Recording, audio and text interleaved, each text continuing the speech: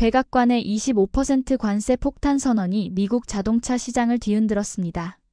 일본차와 중국차 매장은 순식간에 텅 비었고 가격을 올린 브랜드들이 줄줄이 무너졌습니다. 그런데 이상한 일이 벌어졌습니다. 유일하게 가격을 동결하고 오히려 판매량이 40%나 급등한 브랜드가 있었거든요. 포드도 아니고 테슬라도 아닌 한국의 현대차였습니다. 전기차 전문 칼럼니스트 마이클 리처드슨은 이 기현상을 목격했습니다. 15년간 미국과 유럽 브랜드만 주목해온 그에게 한국차는 단순한 가성비 브랜드에 불과했죠. 하지만 데이터는 거짓말하지 않았습니다. 관세라는 절망적 상황에서 현대차만이 홀로 웃고 있었습니다. 도대체 무슨 일이 벌어진 걸까요? 그 이야기를 지금 바로 시작합니다. 그 전에 1초면 가능한 구독과 좋아요 한번 부탁드립니다. 감사합니다. 지금 바로 시작하겠습니다. 저는 마이클 리처드슨입니다. 15년간 미국 전기차 시장을 분석해온 칼럼니스트죠. 뉴욕타임스부터 월스트리트 저널까지 제 글을 읽지 않은 자동차 업계 관계자는 없을 겁니다. 솔직히 말하면 저는 늘 미국과 유럽 브랜드에만 집중해왔습니다. 포드의 전기차 전략, 테슬라의 혁신, BMW의 전동화 로드맵. 이런 것들이 제 주특기였거든요. 한국차요? 그냥 가성비 브랜드 정도로 분류했습니다. 제 칼럼에서 현대차나 기아가 차지하는 비중은 미미했어요. 가끔 저가형 시장의 강자라는 표현 정도로 언급했을 뿐이죠. 사실 깊이 들여다볼 이유도 없었습니다. 미국 소비자들이 원하는 건 프리미엄 브랜드의 혁신이었으니까요. 관세 폭탄 소식이 터졌을 때도 마찬가지였습니다. 저는 곧바로 일본차의 몰락과 미국차의 반사 이익을 예상했어요. 도요타와 혼다가 어려워지면 당연히 포드와 GM이 웃겠지라고 생각했거든요. 그런데 첫 번째 예상이 빗나가기 시작했습니다. 일본차 매장은 정말 텅 비었어요. 하지만 미국차 매장도 예상만큼 붐비지 않았습니다. 소비자들이 뭔가 다른 선택을 하고 있었거든요. 저는 매주 발행하는 칼럼을 위해 데이터를 수집했습니다. 관세 발표 이후 첫 주 판매량부터 브랜드별 가격 정책까지 모든 수치를 엑셀에 정리했죠. 그런데 하나의 브랜드가 유독 눈에 띄었습니다. 현대차였어요. 다른 아시아 브랜드들이 모두 25% 가격 인상을 발표했는데 현대차만 홀로 가격 동결을 선언했거든요. 처음엔 무모한 마케팅이라고 생각했습니다. 손해를 감수하면서까지 시장 점유율을 지키려는 전략이겠거니 했죠. 하지만 판매량 데이터를 보고 깜짝 놀랐습니다. 현대차 판매량이 전월 대비 40% 급증했거든요. 이건 단순한 우연이 아니었어요. 뭔가 제가 놓치고 있는 큰 그림이 있었습니다. 그날 밤 저는 커피를 마시며 생각에 잠겼습니다. 15년간 자동차를 분석해온 내가 뭔가 중요한 걸 놓치고 있는 건 아닐까? 이런 의문이 머릿속을 떠나지 않았어요. 다음 날 아침, 저는 평소보다 일찍 사무실에 나왔습니다. 현대차의 가격 동결 발표가 계속 머릿속을 맴돌았거든요. 단순한 마케팅 이벤트치고는 뭔가 석연치 않았어요. 커피를 한 모금 마시고 컴퓨터를 켰습니다. 자동차 업계 전문 데이터베이스에 접속해서 관세 발표 이후 일주일간의 판매 동향을 자세히 들여다봤죠. 숫자는 거짓말하지 않거든요. 일본 브랜드들의 참상은 예상대로였습니다. 도요타 프리우스 판매량이 85% 급락했고 혼다 어코드도 비슷한 수준이었어요. 중국 브랜드들은 아예 시장에서 자취를 감췄죠. 관세 25%라는 숫자 앞에서 소비자들이 등을 돌린 겁니다. 그런데 현대차 데이터를 보는 순간 저는 의자에서 벌떡 일어났습니다. 아이오닉 5 판매량이 전주 대비 62% 증가했거든요. 투싼도 45%, 제네시스 브랜드는 무려 78% 급등했어요. 이게 말이 되나? 저는 혼잣말을 중얼거렸습니다. 다른 아시아 브랜드들이 줄줄이 무너지는 상황에서 현대차만 홀로 승승장구하고 있었거든요. 동료 칼럼니스트인 존 데이비스에게 전화를 걸었습니다. 그는 20년 경력의 베테랑이거든요. 존, 현대차 데이터 봤어? 응, 봤지. 근데 뭔가 이상하다고 생각 안 해? 그래서 전화한 거야. 가격 동결만으로 이런 결과가 나올 리 없잖아. 존도 같은 생각이었습니다. 우리는 더 깊이 파헤쳐 보기로 했죠. 오후에 현대차 미국 법인 보도자료를 뒤져봤습니다. 그들의 가격 동결 발표문을 자세히 읽어보니 단순한 할인 이벤트가 아니었어요. 미국 소비자에 대한 약속이라는 표현이 눈에 띄었습니다. 더 흥미로운 건 소비자 반응이었어요. 자동차 커뮤니티 게시판을 돌아다니며 댓글들을 읽어봤는데 사람들의 인식이 바뀌고 있었거든요. 현대차가 이런 상황에서도 가격을 안 올린다고? 대단한데? 관세 때문에 일본차 포기하려던 참에 현대차가 답인 것 같아. 솔직히 현대차 품질 요즘 많이 좋아졌잖아. 이런 댓글들이 수백 개씩 올라오고 있었어요. 저는 점점 확신이 들었습니다. 이건 단순한 가격 경쟁이 아니었어요. 뭔가 더 근본적인 변화가 일어나고 있었거든요. 저녁 무렵 현대차 딜러십 몇 곳에 전화를 걸어봤습니다. 현장의 목소리를 직접 들어보고 싶었거든요. 브루클린의 한 딜러는 이렇게 말했습니다. 요즘 전화가 너무 많이 와서 정신이 없어요. 특히 일본차 타던 분들이 많이 찾아오세요. 시승 예약도 다음 주까지 꽉 찼고요. 맨하탄 딜러도 비슷했어요. 관세 발표 이후로 매장이 이렇게 붐빈 적이 없었어요. 사람들이 현대차를 다시 보기 시작한 것 같아요. 집에 돌아와서 저는 오늘 수집한 모든 데이터를 정리했습니다. 숫자와 증언들이 모두 같은 방향을 가리키고 있었어요. 현대차에게 뭔가 특별한 일이 일어나고 있다는 건 말이죠. 그런데 한 가지 의문이 남았습니다. 현대차는 도대체 어떻게 가격을 동결할 수 있었을까요? 다른 아시아 브랜드들과 달리 관세를 피할 수 있는 비법이 있었던 걸까요? 이튿날, 저는 현대차의 비밀을 파헤치기 위해 본격적인 취재에 나섰습니다. 가격 동결의 배경에는 분명 우리가 모르는 무언가가 있을 거라고 확신했거든요. 먼저 관세 정책 전문가인 린다 윌슨 교수에게 연락했습니다. 조지타운 대학교 국제통상학과에서 20년간 연구해온 분이거든요. 교수님, 현대차가 25% 관세를 어떻게 피하고 있는 건가요? 그건 간단해요. 조지아 웨스트포인트 공장 때문이에요. 린다 교수의 설명을 듣고 저는 깜짝 놀랐습니다. 현대차가 조지아에 세운 공장에서 생산되는 차량들은 법적으로 미국산으로 분류된다는 거였어요. 따라서 아시아에서 수입되는 차량에 부과되는 25% 관세 대상에서 제외되는 거죠. 그럼 현대차는 애초에 관세 걱정이 없었던 거네요? 맞아요. 투싼, 산타페, 아이오닉 5까지 모두 조지아에서 생산되거든요. 저는 곧바로 조지아 공장에 대해 조사하기 시작했습니다. 놀라운 사실들이 줄줄이 나왔어요. 현대차는 10년 전부터 이 공장에 무려 55억 달러를 투자했더군요. 연간 40만 대를 생산할 수 있는 규모였어요. 더 중요한 건 현지 고용 창출이었습니다. 직접 고용만 3,000명, 협력업체 포함하면 1만 명이 넘는 일자리를 만들어냈거든요. 조지아 주정부에서 현대차를 얼마나 환영했는지 짐작이 갔어요. 현대차 미국 법인 홍보팀에 인터뷰를 요청했습니다. 마케팅 디렉터인 사라 김이 전화로 응답해줬어요. 현대차는 미국을 단순한 수출 시장이 아니라 제2의 본토로 생각해요. 그래서 현지 생산에 이렇게 큰 투자를 한 거죠. 사라의 말을 들으니 현대차의 전략이 보이기 시작했습니다. 다른 아시아 브랜드들이 수출에만 의존할 때 현대차는 미리 현지 생산 기반을 구축해놨던 거예요. 하지만 저는 여전히 확신하지 못했습니다. 아무리 관세를 피했다고 해도 그것만으로 소비자들이 현대차로 몰려들까요? 미국 소비자들은 브랜드 이미지에 민감한데 가격만으론 마음을 돌리기 어렵거든요. 동료 존에게 제 의견을 털어놨습니다. 존, 현대차가 조지아에서 생산한다는 걸 알았어. 그래서 관세를 안 내는 거야. 그럼 가격 우위가 있겠네. 하지만 그게 다일까? 내 생각엔 아니야. 가격만으론 소비자의 마음을 못 산다고 봐. 존도 동의했습니다. 우리는 더 깊은 이유가 있을 거라고 생각했어요. 오후에 자동차 산업 분석 리포트들을 뒤져봤습니다. JD 파워, 컨슈머 리포트 같은 신뢰할 만한 기관들의 최근 자료를 찾아봤죠. 그런데 흥미로운 패턴을 발견했습니다. 현대차의 품질 점수가 지난 5년간 꾸준히 상승하고 있었거든요. 특히 초기 품질과 내구성 부문에서 눈에 띄는 개선을 보였어요. 혹시 소비자들이 현대차를 다시 평가하기 시작한 걸까?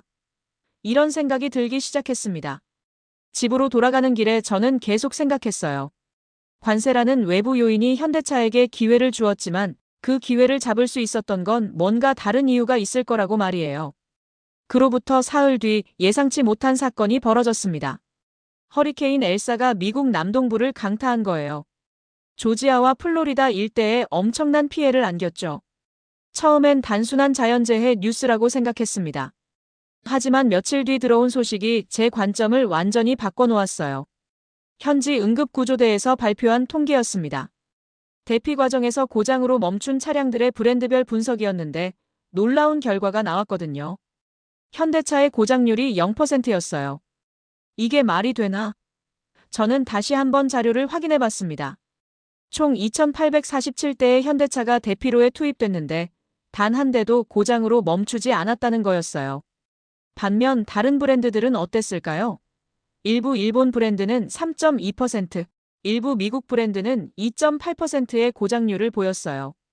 결코 높은 수치는 아니지만 현대차의 0%와 비교하면 확실한 차이였죠. 더 흥미로운 건 대피민들의 증언이었습니다. 플로리다 현지 뉴스에서 인터뷰한 내용들을 찾아봤거든요. 투싼을 타고 12시간 동안 달렸는데 아무 문제 없이 안전하게 도착했어요. 차 안도 넓어서 아이들이 편하게 잘 수 있었고요. 아이오닉 5로 대피했는데 전기도 오래가고 승차감도 좋더라고요. 정말 믿음직스러웠어요. 이런 증언들이 소셜미디어를 통해 퍼져나갔습니다. 특히 차 안의 넓은 공간과 안정적인 주행 성능에 대한 칭찬이 많았어요. 저는 곧바로 플로리다 현지 기자들에게 연락했습니다. 허리케인 당시 상황을 더 자세히 알고 싶었거든요. 마이애미 헤럴드의 톰 로드리게스 기자가 흥미로운 얘기를 해줬어요. 대피소에서 사람들 얘기를 들어보니 현대차에 대한 인식이 확실히 바뀌고 있더라고요. 예전엔 싼 차라고 생각했는데 이번 일로 믿을 만한 차로 바뀐 것 같아요. 저는 이 기회에 더 깊이 파보기로 했습니다. 허리케인 이후 한 달간의 판매 데이터를 분석해봤거든요. 결과는 충격적이었습니다. 플로리다와 조지아 지역에서 현대차 판매량이 전월 대비 85% 급증했어요.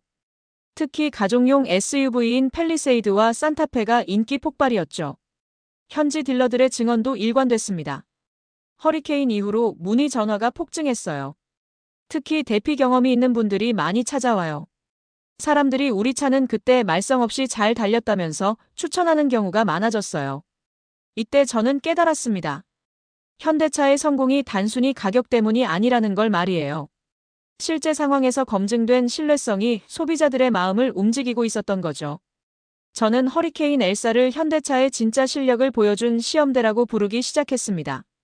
재난이라는 극한 상황에서 현대차가 보여준 안정성이 미국 소비자들의 인식을 바꾼 전환점이었거든요. 허리케인 사건 이후 저는 현대차에 대한 모든 자료를 다시 검토하기 시작했습니다. 제가 그동안 가지고 있던 선입견이 흔들리기 시작했거든요. 먼저 품질 평가 데이터부터 살펴봤어요. JD 파워의 최근 5년간 초기 품질 조사 결과를 쭉 훑어봤는데 현대차의 순위가 꾸준히 올라가고 있더군요. 2019년에는 중위권이었는데 최근에는 상위 10위 안에 들어가 있었어요. 이상하다. 내가 놓친 게 뭐가 있을까? 저는 더 세밀하게 들여다봤습니다. 컨슈머 리포트의 신뢰성 평가에서도 비슷한 패턴이 나타났어요. 현대차와 기아가 꾸준히 점수를 올리고 있었거든요. 특히 전기차 부문에서는 테슬라에 이어 2위를 차지하고 있었어요. 더 놀라운 건 고객 만족도였습니다. 애프터 서비스 만족도에서 현대차가 렉서스, 포르쉐와 비슷한 수준을 보이고 있었거든요. 이건 제가 전혀 예상하지 못한 결과였어요. 동료 존에게 전화를 걸었습니다. 존, 현대차 품질 데이터 봤어? 응, 나도 깜짝 놀랐어. 언제 이렇게 올라온 거야? 우리가 편견에 사로잡혀 있었던 것 같아. 사실 저는 불편한 기분이었습니다. 15년간 자동차 업계를 다뤄온 전문가라고 자부했는데 이렇게 중요한 변화를 놓쳤다는 게 부끄러웠거든요. 오후에는 실제 현대차 오너들의 온라인 커뮤니티를 뒤져봤습니다. 레딧, 자동차 전문 포럼 등에서 생생한 후기들을 읽어봤어요. 제네시스 G93년째 타는데 고장 한 번 없었어요. 정비소 갈 일이 정기 점검 말고는 없더라고요. 아이오닉 5 정말 만족해요. 전기차 초보였는데 충전도 빠르고 주행거리도 넉넉하고. 가격 대비 이만한 게 어디 있겠어요? 팰리세이드 타기 전에는 도요타만 고집했는데 이제 생각이 바뀌었어요. 실내 공간도 넓고 옵션도 풍부하고. 수백 개의 리뷰를 읽어보니 공통된 키워드들이 보였어요. 신뢰성, 가성비, 넓은 공간, 풍부한 옵션. 이런 요소들이 미국 소비자들의 마음을 사로잡고 있었던 거죠. 저는 스스로에게 질문했습니다. 그동안 내가 써온 칼럼이 정확했을까? 편견 위에 세워진 분석은 아니었을까? 불편한 진실이었지만 인정해야 했어요. 저는 현대차를 제대로 보지 못했습니다. 저가 브랜드라는 프레임에 갇혀서 실제 변화를 놓쳤던 거예요. 저녁에 집에 돌아와서 지난 3년간 제가 쓴 칼럼들을 다시 읽어봤습니다. 현대차를 언급한 부분이 정말 적더군요. 언급하더라도 합리적인 선택, 가성비 브랜드 정도의 표현뿐이었어요. 하지만 데이터는 다른 이야기를 하고 있었습니다. 품질은 프리미엄 브랜드 수준으로 올라왔고 소비자 만족도도 최상위권이었어요. 디자인도 세련되어졌고 기술력도 경쟁사들과 어깨를 나란히 하고 있었죠. 내가 틀렸다. 저는 솔직하게 인정했습니다. 전문가라는 자만심이 객관적 판단을 흐렸던 거예요. 그날 밤 저는 오랫동안 잠들지 못했습니다. 지금까지의 분석 방식을 근본부터 다시 생각해봐야겠다는 생각이 들었거든요. 현대차는 이미 변했는데 제가 옛날 인식에 머물러 있었던 겁니다. 다음 날 아침 저는 중요한 결정을 내렸습니다. 직접 현대차 딜러십을 찾아가서 체험해보기로 한 거예요. 데이터와 리뷰만으로는 한계가 있다고 생각했거든요. 맨하탄 미드타운에 있는 제네시스 스튜디오로 향했습니다. 평소 같으면 BMW나 아우디 매장부터 갔겠지만 이번엔 달랐어요. 편견을 버리고 객관적으로 보고 싶었거든요. 매장에 들어서는 순간 첫인상이 좋았습니다. 인테리어가 유럽 프리미엄 브랜드 못지않게 세련됐더군요. 마케팅 담당자인 제임스가 저를 반겼어요. 어떤 모델에 관심이 있으세요? GV90을 시승해보고 싶습니다. 제임스는 흔쾌히 키를 건네줬어요. 시승 과정도 까다롭지 않았죠. 다른 럭셔리 브랜드들처럼 복잡한 절차도 없었고요. GV90에 처음 올라탔을 때의 느낌을 아직도 기억합니다. 시트 품질이 정말 좋더군요. 가죽도 부드럽고 마감도 꼼꼼했어요. 이 정도면 벤츠 E클래스랑 비교해도 손색 없겠는데? 이런 생각이 들었거든요. 엔진을 켜고 출발했습니다. 정숙성이 인상적이었어요. 도로 소음이 거의 차단될 정도로 조용했거든요. 가속력도 부드러우면서 충분했고 핸들링도 안정적이었어요. 특히 놀란 건 첨단 기능들이었습니다. 헤드업 디스플레이, 어라운드 뷰 모니터, 반자동 주차 시스템까지. 독일차에서나 볼 수 있었던 기술들이 다 들어가 있었어요. 이 가격에 이런 옵션들이 기본으로 들어가나요? 제가 물었습니다. 네, 대부분 기본 사양이에요. 추가 비용 없이 제공되죠. 이때 저는 깨달았습니다. 현대차의 경쟁력이 단순히 가격만이 아니라는 걸 말이에요. 같은 가격대에서 더 많은 가치를 제공하고 있었던 거죠. 시승을 마치고 매장으로 돌아와서 제임스와 대화를 나눴습니다. 요즘 고객들 반응이 어때요? 확실히 달라졌어요. 예전엔 가격만 물어보던 분들이 이제는 기술이나 품질에 대해 많이 궁금해하세요. 제임스의 말에 따르면 특히 유럽 프리미엄 브랜드에서 갈아타는 고객들이 늘고 있다고 했어요. 브랜드 프리미엄 대신 실속을 찾는 분들이 많아졌다는 설명이었죠. 점심시간에 동료들과 만나서 시승 경험을 공유했습니다. 솔직히 어땠어? 존이 물었어요. 놀랐어. 이 정도일 줄 몰랐거든. 저는 더 객관적인 비교를 위해 오후에 BMW 딜러십도 들렀습니다. 비슷한 가격대의 X5를 시승해봤거든요. 물론 BMW도 좋은 차였어요. 하지만 가격 대비 가치를 따지면 제네시스가 확실히 우위에 있다고 느꼈습니다. 집에 돌아와서 오늘의 경험을 정리했습니다. 직접 타보니 현대차의 성장이 우연이 아니라는 확신이 들었어요. 실제 경쟁력을 갖춘 상품으로 시장에 나와 있었던 거죠. 이건 가격 경쟁이 아니라 기술 경쟁이다. 저는 노트에 이렇게 적어놨습니다. 현대차가 단순한 가성비 브랜드를 넘어 진짜 경쟁자로 떠오르고 있다는 걸 체감했거든요. 그날 밤 저는 새로운 각도에서 칼럼을 구상하기 시작했습니다. 편견을 버리고 변화된 현실을 제대로 전달하고 싶었어요. 며칠간의 취재와 분석을 마치고 저는 다음 주 칼럼을 쓰기 시작했습니다. 평소보다 신중했어요. 이번 칼럼이 업계에 미칠 파장을 예상했거든요. 첫 문장을 어떻게 시작할지 고민했습니다. 임팩트 있으면서도 정확한 표현을 찾고 싶었어요. 몇 번의 수정 끝에 이렇게 적었습니다. 현대차는 더 이상 신흥국 브랜드가 아니다. 미국 소비자의 기대를 가장 정확하게 읽는 브랜드다. 이 문장을 쓰고 나서 잠시 멈췄습니다. 15년간 써온 관점과는 정반대였거든요. 하지만 확신이 있었어요. 데이터와 경험이 뒷받침해주고 있었으니까요. 칼럼의 제목은 관세 폭탄이 증명한 현대차의 진짜 실력으로 정했습니다. 관세라는 위기 상황에서 현대차만이 웃을 수 있었던 이유를 분석하는 내용이었죠. 칼럼에서 저는 세 가지 핵심 포인트를 강조했습니다. 첫째, 10년 전부터 준비한 현지 생산 전략. 둘째, 꾸준히 향상된 품질과 기술력. 셋째, 미국 소비자가 원하는 가치를 정확히 파악한 마케팅. 특히 허리케인 엘사 사건을 자세히 다뤘어요. 극한 상황에서 검증된 신뢰성이 소비자들의 마음을 어떻게 바꿨는지 구체적인 데이터와 함께 설명했죠. 칼럼을 마무리하며 저는 이렇게 썼습니다. 현대차의 성공은 우연이 아니다. 치밀한 전략과 꾸준한 개선의 결과다. 우리는 이제 현대차를 새로운 시각으로 바라봐야 한다. 월요일 아침 칼럼이 게재됐습니다. 평소보다 일찍 사무실에 나왔는데 이미 반응이 쏟아지고 있더군요. 이메일함이 가득 찼고 전화도 계속 울렸어요. 첫 번째 반응은 업계 관계자들이었습니다. 포드 마케팅 담당자가 전화를 걸어왔어요. 마이클, 칼럼 읽었어. 좀 과한 거 아닌가? 데이터를 보고 쓴 거야. 현실을 인정해야지. GM 전략기획실장도 비슷한 반응이었어요. 미국 자동차 업계가 제 칼럼에 당황하고 있다는 게 느껴졌죠. 하지만 더 흥미로운 반응은 일반 소비자들에게서 나왔습니다. 자동차 커뮤니티에서 제 칼럼이 화제가 됐거든요. 드디어 제대로 된 분석이 나왔네. 현대차 정말 좋아졌는데 언론에서 인정을 안 하더라. 마이클 리처드슨이 이런 글을 쓸 줄 몰랐어. 평소엔 미국차 편만 들었는데. 맞아, 현대차는 이제 진짜 경쟁자야. 브랜드 프리미엄만 따지는 시대는 갔어. 소셜미디어에서도 반응이 뜨거웠어요. 제 칼럼이 수천 번 공유되고 댓글도 수백 개씩 달렸죠.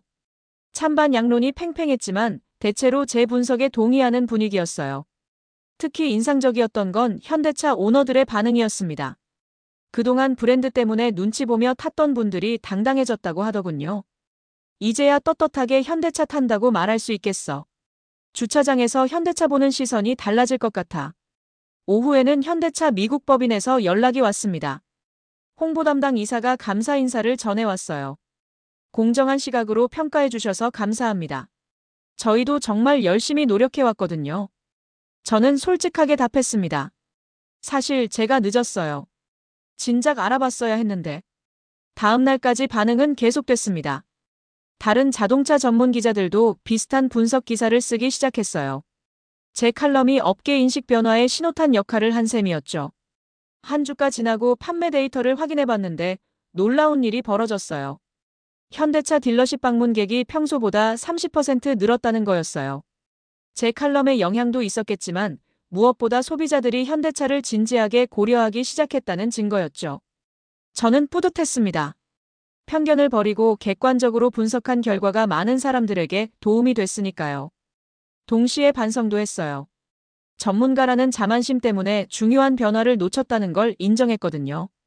칼럼 발표 한 달 뒤 뜻밖의 연락이 왔습니다. 현대차 본사에서 한국 견학을 제안한 거예요. 울산 공장과 남양 연구소를 직접 보고 싶지 않냐는 초청이었죠. 솔직히 망설였습니다. 언론인으로서 중립성을 지켜야 한다고 생각했거든요. 하지만 호기심이 더 컸어요. 현대차의 변화가 어디서 시작됐는지 정말 궁금했으니까요. 일주일 뒤 저는 인천공항에 도착했습니다. 한국은 처음이었어요. 현대차 관계자들이 공항에서 맞아줬죠. 첫 목적지는 울산이었습니다. 울산 공장에 들어서는 순간 규모에 압도됐습니다. 축구장 수십 개를 합친 것 같은 크기였어요. 하루에 1,500대를 생산한다는 설명을 들었죠. 가장 인상 깊었던 건 품질 관리 시스템이었습니다. 로봇과 사람이 협업하면서 모든 공정을 점검하더군요. 특히 도장 공정에서는 먼지 하나까지 걸러내는 시스템을 봤어요. 품질에 대한 기준이 정말 높네요. 제가 말했습니다. 글로벌 시장에서 살아남으려면 타협할 수 없죠. 공장장의 답변이었어요. 생산 라인을 따라 걸으면서 직원들과도 이야기해봤습니다. 모두들 자부심이 대단했어요. 자신들이 만든 차가 미국에서 성공하고 있다는 소식을 자랑스러워했죠. 아메리카에서 현대차 인기 많다고 들었어요. 한 직원이 서툰 영어로 말했습니다. 정말 좋은 차를 만들고 있어요. 저도 진심으로 답했어요. 다음 날은 남양연구소였습니다. 현대차의 두뇌 역할을 하는 곳이죠. 여기서 정말 놀라운 것들을 봤습니다. 자율주행 연구실에서는 미국 도로 환경을 완벽하게 재현한 시뮬레이터를 운영하고 있었어요. 캘리포니아의 프리웨이부터 뉴욕의 복잡한 시내까지 모든 상황을 가상으로 테스트하더군요. 미국 현지 피드백을 어떻게 반영하나요? 제가 물었습니다. 실시간으로 데이터를 받아서 즉시 개선해요. 고객이 불편해하는 부분이 있으면 다음 업데이트에 바로 반영하죠. 이때 저는 현대차 성공의 비결을 깨달았습니다.